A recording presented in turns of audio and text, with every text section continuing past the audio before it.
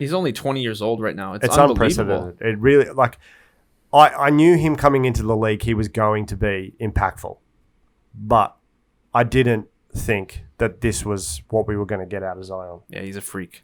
He's not best utilized playing inside and banging down low with the big guys in the league. Yeah. He's better when he's able to assess the floor and see guys open, make a move if he has to, or give it off and then make a run to the rim. Exactly. You know, his ability is beyond that of a big man and beyond that of an athletic 4.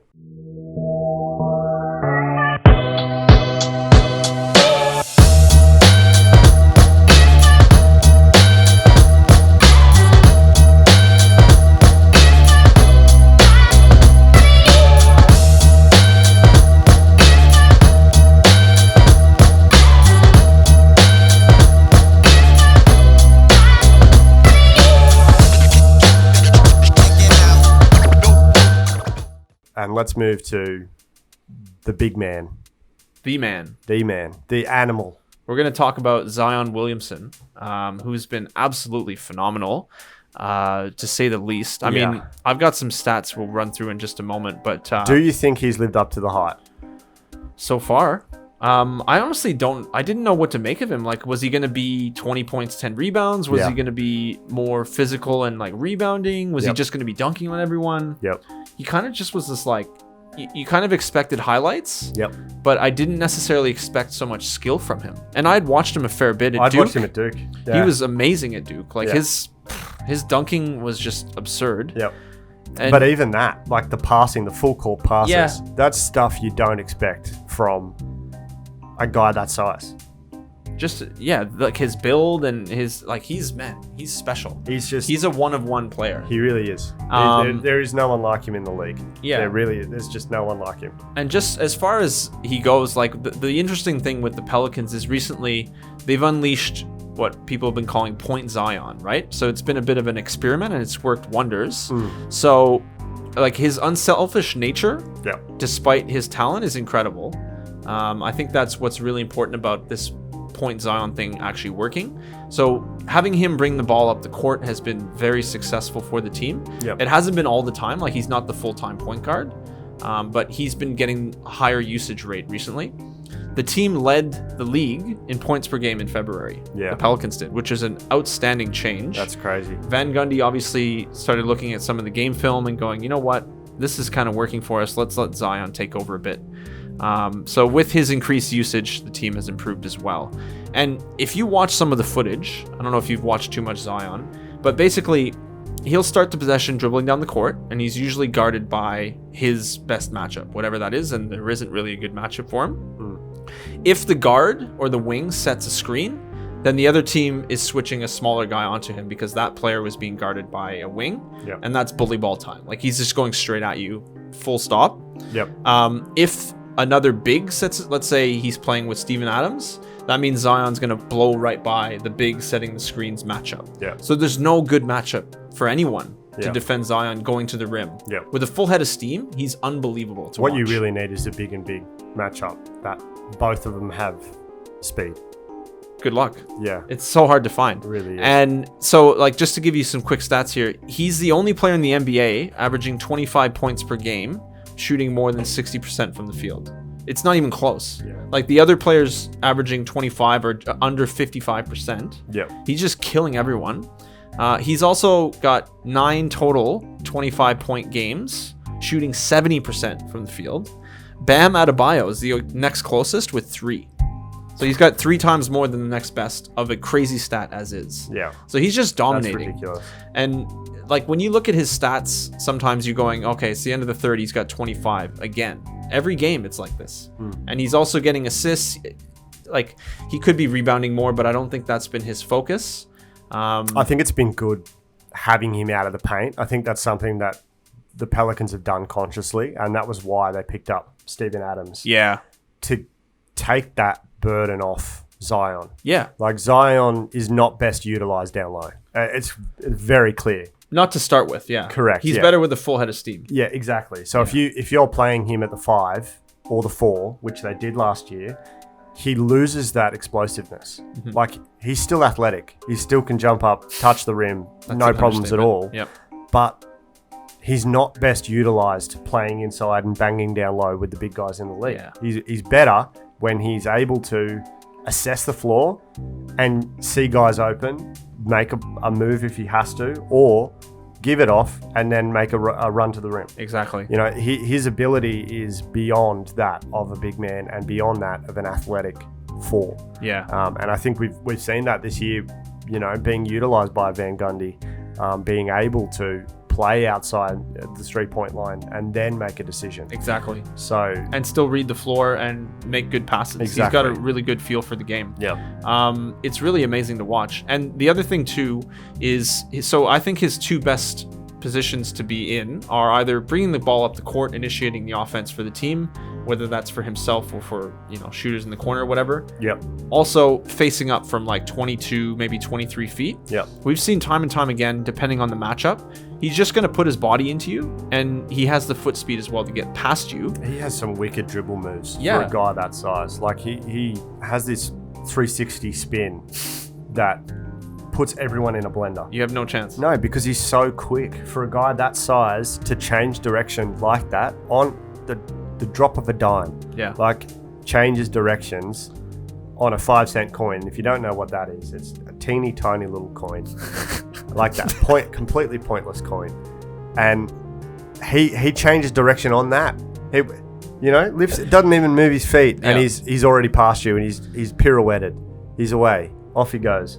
One of the most incredible players I've watched ever. Super athletic, just scary, unbelievable. And there's no one like him. And hopefully, I hope that it continues through his career. I really do, because do I. Yeah, definitely. He's so explosive that you have to worry, you know, about the potential for injury at that size and that explosive. Yeah. It's a concern. His landing is what's most important. Yeah. And I think he probably, like, there's been people in his ear going, listen, you need to clean this up a bit. Yeah. With landing and stuff. Ja Morant had the same stuff. Well, Ja Morant, you can name a bunch of players, and, you know, the first one that comes to mind is Derrick Rose.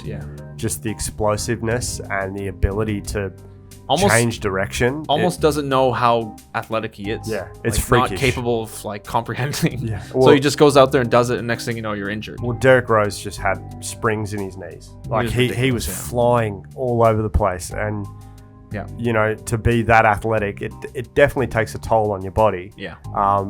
But hopefully Zion manages it, and we see this his whole career. Like, we've seen it with LeBron. Doesn't have that kind of athleticism, but LeBron's super athletic and has continued it throughout his career. Yeah. So hopefully Zion has the same sort of trajectory and can continue, you know, the freakish scoring ability, the ability to get open looks and find players open. He's only 20 years old right now. It's unprecedented. It really, like, I knew him coming into the league, he was going to be impactful, but I didn't think that this was what we were going to get out of Zion. Yeah, he's a freak. Unbelievable. I just wanted to run through, just in regards to playing defense on him, like, what do you think would be the best options to guard him? I've got a list here, and I'll be curious to hear what you think, but off the top of your head, who comes to mind? Ben Simmons, Bam Adebayo.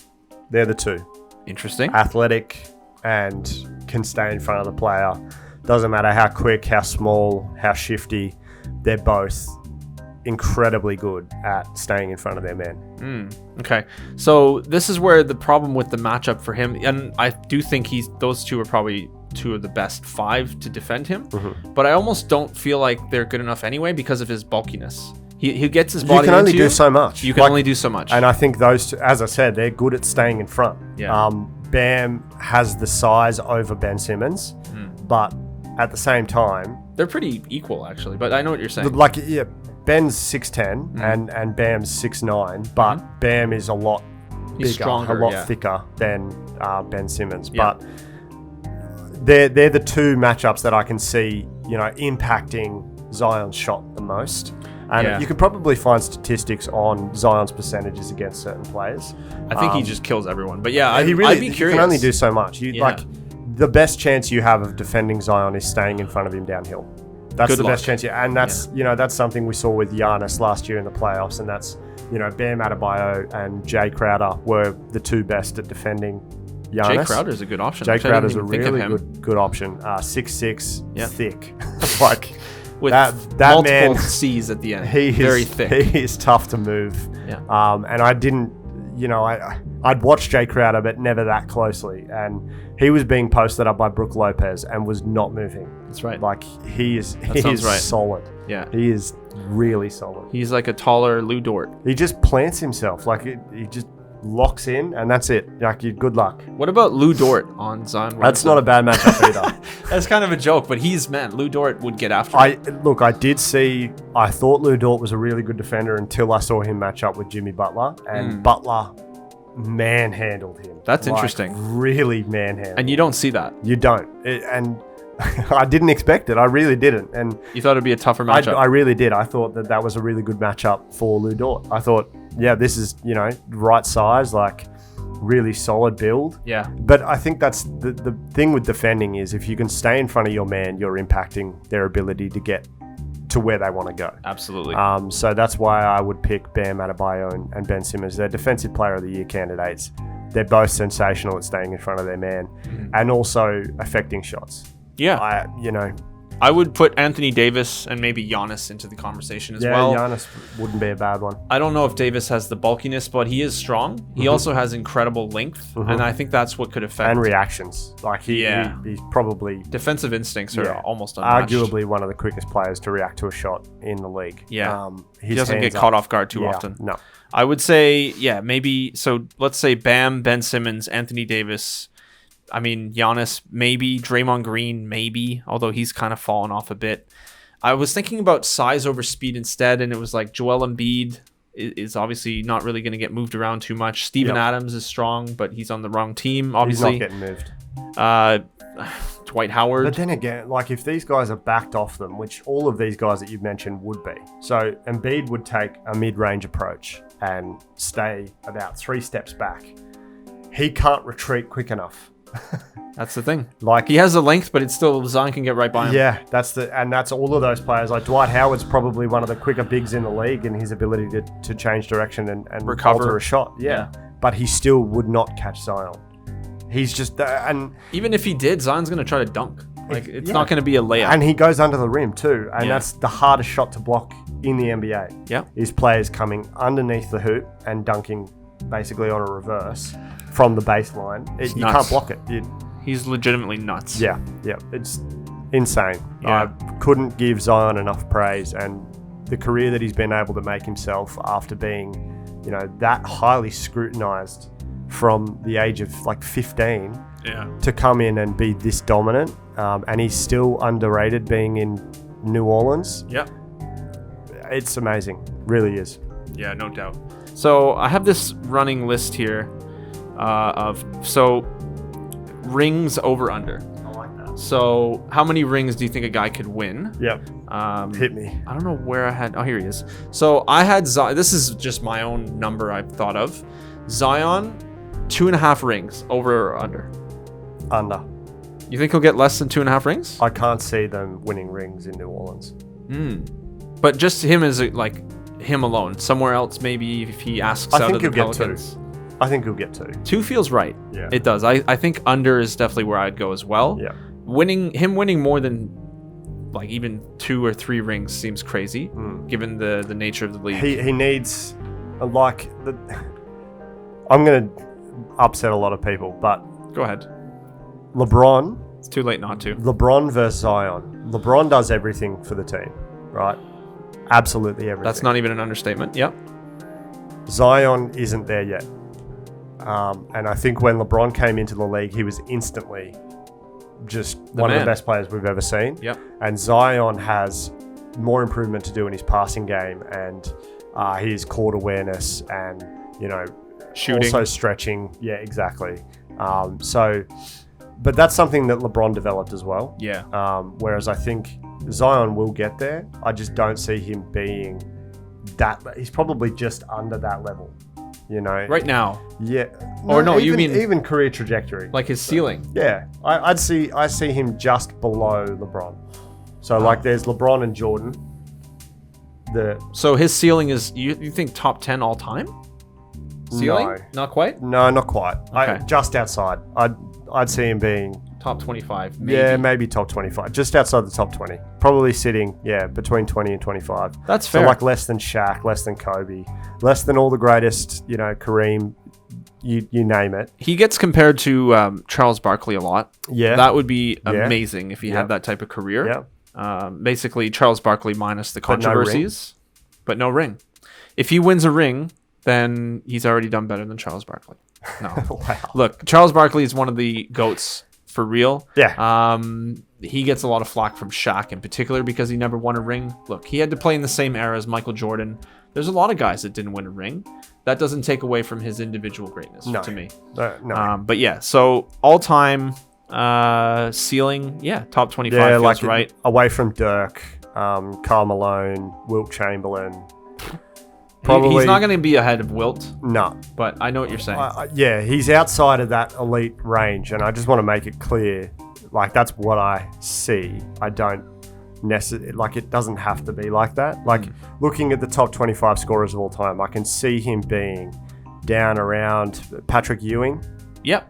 25,000 points, roughly. Probably about that. If he can, stay healthy through his career and keep putting up there. He's super consistent. Like, incredibly consistent. He's so every gifted. time he goes out, he's just scoring the exact amount. He's probably going to have an AI type career. Wow, interesting. I think that's just my opinion. Okay, we'll go with that. Yeah. Ceiling wise, I think you're spot on or close to it. So just wrapping up with Zion, how do you feel like the team should build around him? Should he be the number one or should he be like a number two guy? He should be number one. Okay. Zion is a one option, and that's, comparing to other number one options around the league, he's comparable to all of them. Like Devin Booker. Yeah. Man, I've just gone completely blank here. De'Aaron Fox. Pardon me. De'Aaron Fox, Jimmy Butler. Like, these are all players that can score at will. And, when you need buckets, they're the ones you go to. And he's that kind of player. He can be. But, he needs to stretch the floor better. I don't want him playing down low. So, to build around him, you need probably a stretch five who's really good at rebounding. Myers Leonard? Yeah, Myers Leonard. No. He's one of the worst defenders in the league at the 5 position. And rebounders. He's not great. Probably more like your Brook Lopez, Miles Turner, that kind of player. Miles Turner's a good option. Yeah, athletic. I like that. Can stretch the floor. And solid defensively. Yeah. And then you'd have him at the 4 but not run down low. You'd have him bring the ball up the court, similar to Bam Adebayo. Point forward, yep. Point forward. And then you just need shooters at the 3-2-1 while Zion can't shoot. For now, yep. Yeah, you'd have catch and shoot guys like Seth Curry. Yeah, they're the kind of players that you need around him right now, I think, to develop his career, because having shooters around him also means that he's able to shoot with them when they're not, on the court playing. Like, he'll pick up those nuances. He's that kind of player. Well, they were hoping more of that from JJ Redick, but I don't think for now Zion has had the coaching focus on his shooting. Yeah. The coaching has been more of just him, like I said, being the point guard, being more of a point type of player, point forward. Yeah. And that's where they've had success recently. Yeah. So good for the Pelicans and good for Zion. Yeah.